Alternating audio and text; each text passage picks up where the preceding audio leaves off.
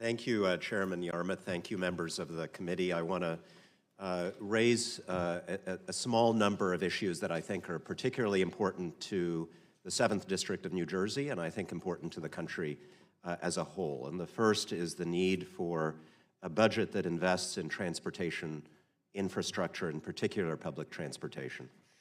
All of us, I think, know this, and certainly those of us who have traveled to other countries know this, that America's infrastructure, once the envy of the world, is losing its battle against time, growth, weather, and wear. And no state suffers more from our underinvestment in public infrastructure than New Jersey, where twice as many people use public transportation as the national average. To get to and from New York, 200,000 of us a day still depend on just 2 rail tracks across the Portal Bridge and through the Hudson River Tunnel, 2 structures that were a marvel when they were built in 1910, but are crumbling today.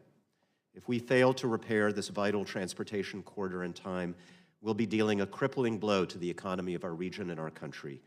Even a partial shutdown of these tunnels would disrupt not just passenger rail, but car and truck traffic up and down the East Coast, making commutes virtually impossible for tens of thousands of people, diminishing property values and driving away businesses in one of the most economically vital areas of our country. And so I ask that the Budget Committee support significant investments in our nation's transportation infrastructure, particularly the all-important Gateway project. I also ask for full funding for the U.S. Army Corps of Engineers Flood Risk Management Program. This is especially important to residents in my district. For years, homeowners near the Rahway River Basin and Greenbrook Subbasin in my district have lived under the constant threat of flooding that devastates businesses and homes whenever there are heavy rains. The last major flood was in 2011 when Hurricane Irene ravaged the East Coast. The town of Cranford in my district lost 1,600 homes to significant damage. Funding would enable urgently needed flood control work to be done in these areas and others in similar situations. In January, our mayors presented a proposed solution to the Army Corps of Engineers and are now pushing for a feasibility study to be completed. This will get us one step closer to authorizing construction on the Rahway River Basin so that we never again have to be pulling people out of second-story windows in the communities that I represent because of flooding that can be predicted and should be prevented.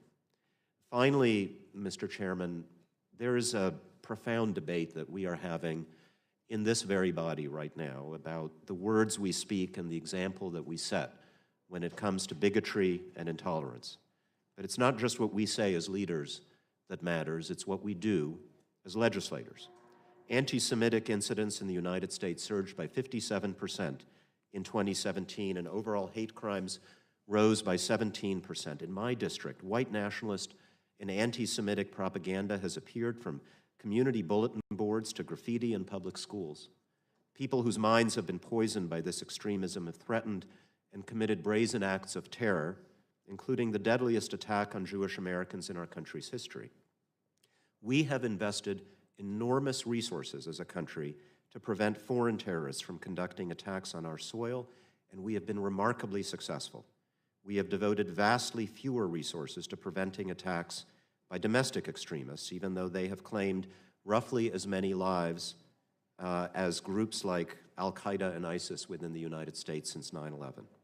The Trump administration has actually proposed to cut funds for countering violent extremism at the Department of Homeland Security.